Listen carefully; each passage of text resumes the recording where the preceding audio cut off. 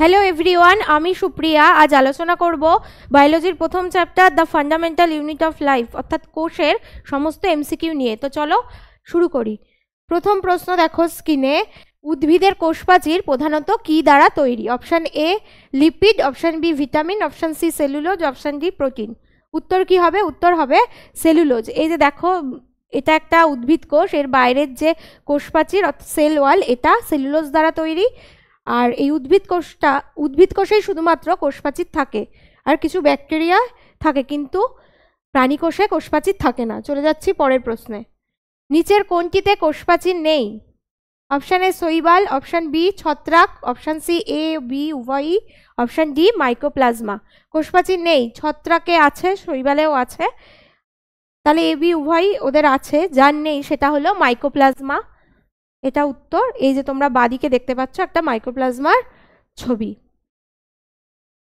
পরের প্রশ্ন দেখো, নিউক্লিয়াস ছাড়া আর কোন কোষাঙ্গাণুতে ডিএনএ থাকে? ডিএনএ থাকে কোন কোষাঙ্গাণুতে নিউক্লিয়াস ছাড়া? নিউক্লিয়াসের ক্রোমোজোমে থাকে, আমরা জানি, ক্রোমাটিনে। এছাড়াও থাকে, এটা কিসের ছবি? মাইটোকন্ড্রিয়া। তাহলে উত্তর কি হবে? মাইটোকন্ড্রিয়া। মাইটোকন্ড্রিয়াতে ডিএনএ থাকে। এই যে মাইটোকন্ড্রিয়াতে তোমরা দেখতে পাচ্ছ, এইটা ডিএনএ। তাহলে নিউক্লিয়াসে আমরা ডিএনএ পাচ্ছি, মাইটোকন্ড্রিয়াতে ডিএনএ পাচ্ছি। এছাড়াও উদ্ভিদ কোষে থাকে প্লাস্টিড, ক্লোরোপ্লাস্টেও কিন্তু ডিএনএ থাকে। তাহলে মাথায় রাখবে তিনটে কোষাঙ্গাণু যাতে ডিএনএ থাকে: নিউক্লিয়াস, মাইটোকন্ড্রিয়া এবং প্লাস্টিড। চলে যাচ্ছি পরের প্রশ্নে। কোষের রাইবোজোমের অনুপস্থিতিতে নিচের কোন কাজটি হয় না? রাইবোজোম যদি কোনো কোষে না থাকে তাহলে কোন কাজটা হবে না? এ শ্বসন, বি পরিশ্রম, সি প্রোটিন সংশ্লেষণ, ডি কার্বোহাইড্রেট সংশ্লেষণ। রাইবোজোমের কি কাজ? এই যে রাইবোজোম তোমরা দেখতে পাচ্ছ, একটা আপার ইউনিট, এটা lower unit, large submit, small submit. এর যেটা কাজ সেটা হলো প্রোটিন সংশ্লেষণ। এটা প্রোটিন সংশ্লেষ করে। এই যে রাইবোজোম, এটা প্রোটিন সংশ্লেষ করে। পরের প্রশ্ন, মানবদেহের দীর্ঘতম কোষের নাম কি? মানবদেহের দীর্ঘতম কোষের নাম স্নায়ু কোষ বা নিউরন। এটা সবচেয়ে লম্বা কোষ।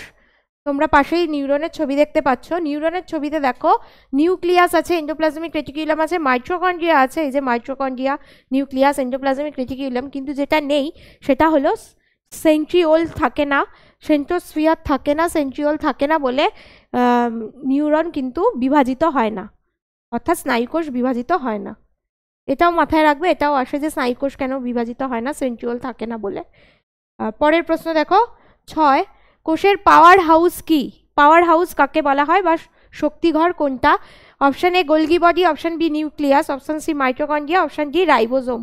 উত্তর হবে মাইটোকন্ড্রিয়া। মাইটোকন্ড্রিয়ার যে শ্বসনের দুটো পর্যায়, গ্লাইকোলাইসিস এবং ক্রেবস চক্র, তার মধ্যে ক্রেবস চক্রটা ঘটছে মাইটোকন্ড্রিয়াতে। কি হয় ক্রেবস চক্রে? এটিপি থেকে এটিপি উৎপন্ন হয়, এটিপি থেকে এটিপি উৎপন্ন হয়। সেই জন্য মাইটোকন্ড্রিয়ায় যেহেতু ক্রেবস চক্রটা ঘটছে, অর্থাৎ শক্তির নির্গমন ঘটছে, তাই মাইটোকন্ড্রিয়াকে বলা হয় কোষের শক্তিঘর বা পাওয়ার হাউস। কোষীয় শ্বসন স্থান কোনটি? দেখো আবার এখানে এসছে শ্বসন স্থান কোনটি। শ্বসন যেখানে আমাদের কোষ মধ্যস্থ খাদ্য থেকে শক্তির নির্গমন ঘটে। সালোক সংশ্লেষ প্রক্রিয়ায় খাদ্যের মধ্যে শক্তি আবদ্ধ হয় এবং সেই খাদ্যটা খাওয়ার পর, যখন পাচিত হওয়ার পর প্রত্যেকটা কোষে কোষে জমা হয়, সেই কোষ থেকে আবার শক্তির উৎপন্ন হয় এই শ্বসন প্রক্রিয়ায়। এই শ্বসন প্রক্রিয়াটা ঘটে কোথায়? মাইটোকন্ড্রিয়াতে। শ্বসনের দুটো পর্যায়ে, গ্লাইকোলাইসিস এবং ক্রেবস চক্র। গ্লাইকোলাইসিসটা ঘটে কিন্তু সাইটোপ্লাজমে। যদি আসে গ্লাইকোলাইসিস কোথায় ঘটে, তখন উত্তর হবে সাইটোপ্লাজম। আর মাইটোকন্ড্রিয়াতে ঘটে ক্রেবস চক্র। চলে যাচ্ছি পরের প্রশ্নে। ক্রেবস চক্র কোন কোষ অঙ্গাণুতে ঘটে? আমি অলরেডি বলে দিয়েছি এই উত্তরটা, যে কোষ চক্র ঘটে হচ্ছে, ক্রেবস চক্র ঘটে মাইটোকন্ড্রিয়াতে। মাইটোকন্ড্রিয়াতে ঘটে ক্রেবস চক্র।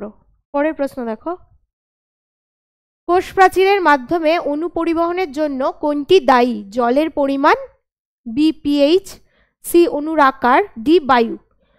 দেখো স্ক্রিনে দেখতে পাচ্ছ একটা কোষ প্রাচীরের ছবি, যেটা সেলুলোজ দ্বারা গঠিত। আগের প্রশ্নেই আমরা পেয়েছি।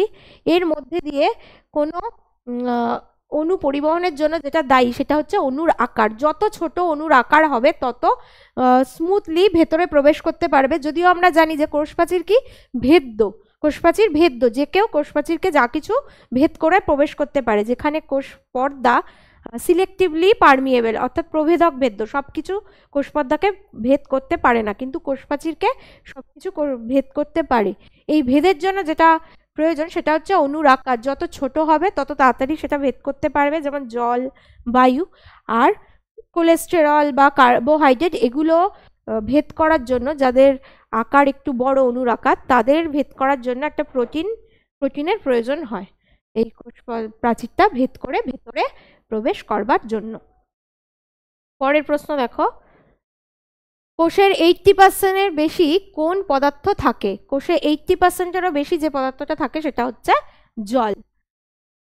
জলীয় পদার্থ কোষে সবচেয়ে বেশি থাকে। পরের প্রশ্ন দেখো, কোন কোষ অঙ্গাণু লাইসোজোম গঠন করে? লাইসোজোম গঠন করছে Golgi body. Golgi body lysosome গঠন করছে। কিভাবে দেখো, এন্ডোপ্লাজমিক রেটিকিউলাম কি করে? ট্রান্সপোর্টের কাজ করে, অর্থাৎ পৌঁছে দেওয়ার কাজ করে। এই উৎসেচকগুলো, এই যে এন্ডোপ্লাজমিক রেটিকিউলাম, এই উৎসেচকগুলো পৌঁছে দেয় কোথায়? এই যে গোলগি বডি যে দেখতে পাচ্ছ তোমরা ছবিতে, এই গোলগি বডিতে। এই গোলগি বডির যে ছোট ছোট গহ্বর ভেসিকল, এই গোলগি বডি কি করছে? উৎসেচকটাকে নিয়ে সেটাকে মডিউল করে প্যাকেজিং করছে, ছোট ছোট সেটাকে প্রক্রিয়াজাত করে ছোট ছোট প্যাকেটে ভরছে। সেই ভেসিকল ছোট ছোট যে গহ্বর তাতে ভরছে, এই গহ্বরগুলোরই হয়ে যাচ্ছে লাইসোজোম। তাহলে লাইসোজোম গঠন করছে কে? না, লাইসোজোম গঠন করছে গোলগি বডি। পরের প্রশ্ন দেখো, লাইসোজোমের কাজ কি? লাইসোজোমের কাজ প্রোটিন সংশ্লেষণ অপশন এ, অপশন বি প্রক্রিয়াকরণ এবং প্যাকেজিং, অপশন সি অন্তঃকোষীয় হজম, ডি চর্বি সংশ্লেষণ। প্রক্রিয়াকরণ এবং প্যাকেজিং কে করে? আগের প্রশ্নে বলেছি প্রক্রিয়াকরণ এবং প্যাকেজিং করে গোলগি বডি। তাহলে লাইসোজোমের কাজ হচ্ছে অন্তঃকোষীয় হজম। এই যে লাইসোজোম, কোষের লাইসোজোম, এর মধ্যে কি থাকছে? হাইড্রোলাইটিক উৎসেচক, যেই উৎসেচকগুলো সমস্ত কিছুকে হজম করতে পারে, প্রোটিন, ফ্যাট, কার্বোহাইড্রেট সব কিছুকে। তা এবং কোষের ভেতরে কোনো অঙ্গাণু যদি ক্ষতিগ্রস্ত হয় বা খারাপ হয়ে যায় সেটাকেও এ হজম করে দেয় বা নষ্ট করে দেয়, এমনকি পুরো কোষটাকেও নষ্ট করতে পারে বলে ওকে কিন্তু বলা হচ্ছে, লাইসোজোমকে বলা হচ্ছে suicidal bag of the cell. এই প্রশ্নটাও আসে। আর লাইসোজোমের কাজ অন্তঃকোষীয় হজম। চলে যাব পরের প্রশ্নে।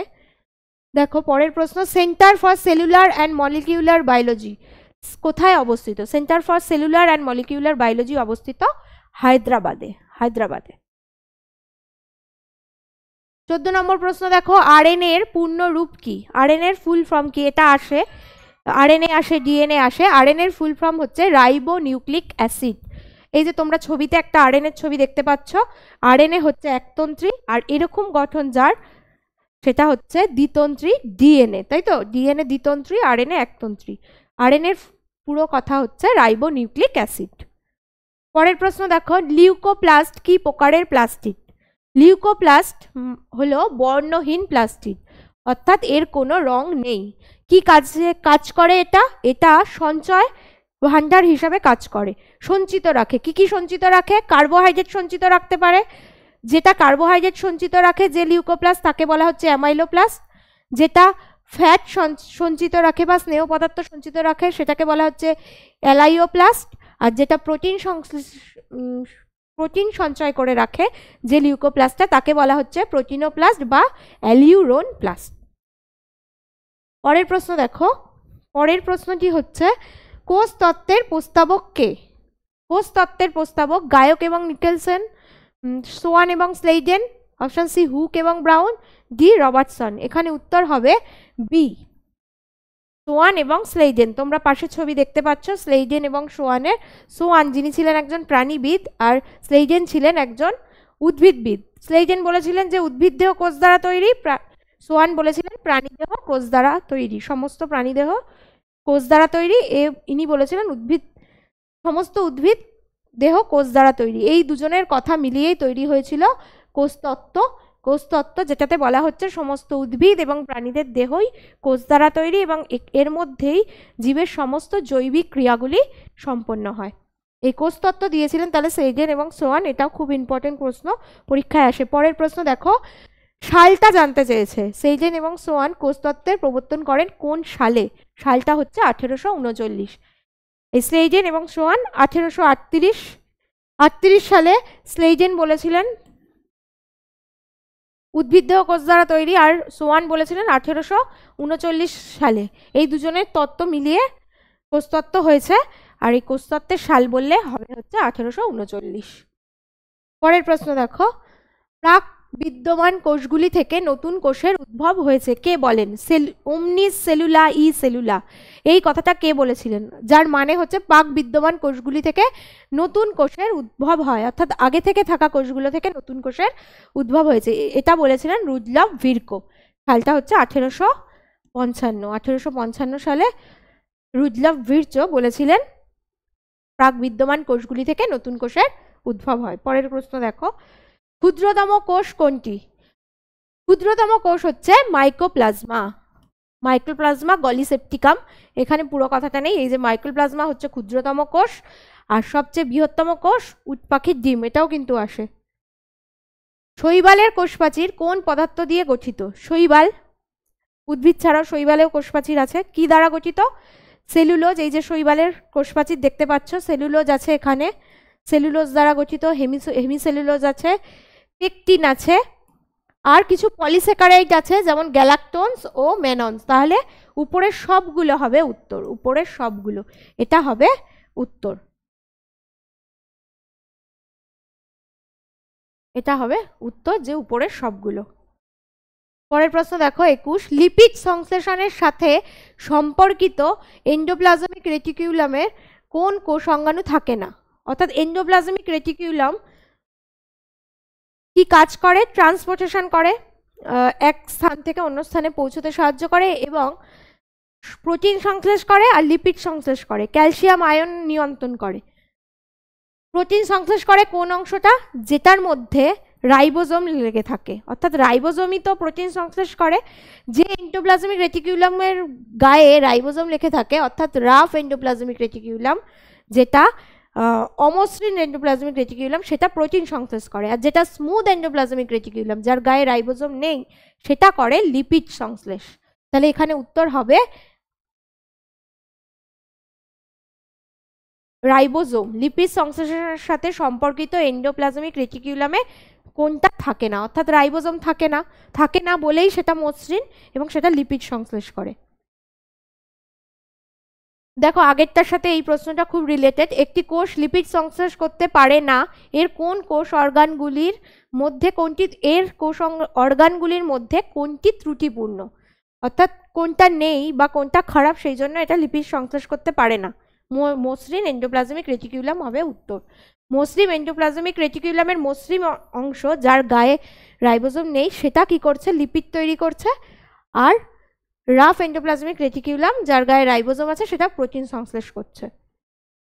পরের প্রশ্ন দেখো, মাইটোকন্ড্রিয়ার কোন স্থানে এফ কণা থাকে? মাইটোকন্ড্রিয়ার দুটো পর্দা আছে, দ্বি একক পর্দা আছে, একটা বাইরের আউটার মেমব্রেন, বাইরে বহির পর্দা, আর একটা ভেতরের পর্দা। এই যে ভেতরের পর্দা, যেটা আঙুলের মতো ভাঁজ ভাঁজ হয়ে গেছে, এই ভাঁজগুলোকে বলা হচ্ছে ক্রিস্টা। এখানে থাকছে এফ কণা, ক্রিস্টিতে থাকছে হচ্ছে এফ কণা, যেটা কি করে? যেটা শক্তির নির্গমন ঘটতে সাহায্য করে, অর্থাৎ ক্রেবস চক্রে সাহায্য করে, এডিপি থেকে এটিপি তৈরি করতে সাহায্য করছে এই এফ কণা, যেটা থাকছে ক্রিস্টিতে মাইটোকন্ড্রিয়ার। পরের প্রশ্ন দেখো, কোন কোষ বিভাজনের সময় বাইপোলার স্পিন্ডল বা বেমতন্তু গঠন করে? A Golgi body, B centriole, C ribosome, D cilia. কোনটা বেমতন্তু গঠন করে? বেমতন্তু গঠন করছে সেন্ট্রিওল। দেখো এখানে কোষ বিভাজনের সময় এই যে দুপাশে দুটো সেন্ট্রিওল চলে যায়, এরা মাইক্রোটিউবিউল দ্বারা এরকম বেমতন্তু গঠন করে, যার সাহায্যে ক্রোমোজোমগুলো আটকে থাকে এবং দুদিকে চলে গিয়ে ক্রোমোজোমটা ভাগ হয়, অর্থাৎ কোষ বিভাজিত হয়। তাহলে সেন্ট্রিওল কোষ বিভাজনে একটা গুরুত্বপূর্ণ ভূমিকা গ্রহণ করে, বেমতন্তু গঠন করে। পরের প্রশ্ন দেখো, মানুষের কোন কোষে নিউক্লিয়াস থাকে না? মানুষের কোন কোষে নিউক্লিয়াস থাকে না? পরিণত লোহিত রক্তকণিকা, পরিণত লোহিত রক্তকণিকায় নিউক্লিয়াস থাকে না। এখানে দেখো এরিথ্রোব্লাস্ট, যেটা অস্থিমজ্জার মধ্যে থাকছে, একটা ইম্যাচিওর লোহিত রক্তকণিকা, এর মধ্যে কিন্তু নিউক্লিয়াস আছে। এই নিউক্লিয়াসটা নিউক্লিয়েশন পদ্ধতিতে নিউক্লিয়াসটা ত্যাগ করে দিচ্ছে, তখন ফুলোসাইট নিউক্লিয়াস ত্যাগ করে দিয়ে পরিণত লোহিত রক্তকণিকার সেল বা এরিথ্রোব্লাস্ট তৈরি হচ্ছে। তাহলে পরিণত লোহিত রক্তকণিকায় কিন্তু নিউক্লিয়াস থাকে না, অপরিণত অবস্থায় থাকছে। এখানে এবার জানতে চাইছে, ওটা গেল প্রাণীদের। এটা দেখো ফ্লোয়েমের একক যেখানে নিউক্লিয়াস অনুপস্থিত। ফ্লোয়েম কলা কাদের থাকে? উদ্ভিদদের। জাইলেম এবং ফ্লোয়েম এই দুটো সংবহন কলা উদ্ভিদদের থাকে। জাইলেম কলার মাধ্যমে উদ্ভিদরা কি করে, জল তোলে পাতাতে, এবং পাতার খাদ্যটা তৈরি হওয়ার পর সমস্ত উদ্ভিদের সমস্ত অঙ্গে পৌঁছে যায় ফ্লোয়েম কলার মাধ্যমে। এই ফ্লোয়েম কলার একটা অংশ হচ্ছে শিবনল। এই শিবনলে কিন্তু থাকছে না নিউক্লিয়াস। এই যে শিবনল, এগুলো, এটাকে বলা হচ্ছে শিবনল এই জায়গাটাকে। আর এগুলো শিবকোষ, ফ্লোয়েম প্যারেনকাইমা। এটা এই শিবনলের মধ্যে থাকছে না নিউক্লিয়াস। পরেরটা দেখো, কোন কোষ অঙ্গাণুর চারপাশে কোনো পর্দা নেই? এখানে যে অপশানে যে নামগুলো তোমরা দেখতে পাচ্ছ, লাইসোজোম, গোলগি বডি, নিউক্লিয়াস, এই তিনটেরই কিন্তু পর্দা আছে। পর্দা নেই শুধুমাত্র নিউক্লিওলাসে। এই যে নিউক্লিয়াসের ভেতরে সর্বাপেক্ষা ঘন যে অংশ, দানাদার ঘন অংশ, তার মধ্যে কিন্তু কোনো পর্দা নেই। পরের প্রশ্ন দেখো, কোনটি সক্রিয়ভাবে আরএনএ কে সংশ্লেষিত করে? আরএনএ মানে রাইবোজোমাল আরএনএ, যেটা পরে রাইবোজোম হয়ে কোষের নিউক্লিয়াস থেকে বাইরে বেরিয়ে আসে। এবং রাইবোজোম খুব ইম্পর্টেন্ট একটা কাজ করে, সেটা হচ্ছে প্রোটিন সংশ্লেষ। এই আরএনএ বা রাইবোজোমাল আরএনএ সংশ্লেষিত করে নিউক্লিওলাস। নিউক্লিওলাস অর্থাৎ এই দানাদার সর্বাপেক্ষা ঘন, নিউক্লিয়াসের সর্বাপেক্ষা ঘন অংশ, এটা আরএনএ সংশ্লেষ করছে। করার পর আরএনএ নিউক্লিয়াস থেকে সাইটোপ্লাজমে চলে আসছে রাইবোজোম হয়ে। আরএনএ বা রাইবোজোমাল আরএনএ সংশ্লেষ করছে তাহলে কে? নিউক্লিওলাস। পরেরটা দেখো, প্রতিটি ক্রোমোজোমের ডিস আকৃতির সেন্ট্রোমিয়ারকে কি বলে? প্রতিটি ক্রোমোজোমের ডিস আকৃতির সেন্ট্রোমিয়ারকে বলা হচ্ছে কাইনোটোকোর। তোমরা দেখতে পাচ্ছ যে ক্রোমোজোমের ভেতরে এই ডিস আকৃতির, এটা হলো কাইনোটোকোর। পরের প্রশ্ন দেখো, ব্যাকটেরিয়াতে প্রধান বৃত্তাকার ডিএনএ ক্রোমোজোমের বাইরে থাকা ছোট অতিরিক্ত বৃত্তাকার ডিএনএ অণুগুলিকে কি বলা হয়? ব্যাকটেরিয়াতে প্রধান বৃত্তাকার ডিএনএ থাকছে, এটা প্রধান ডিএনএ।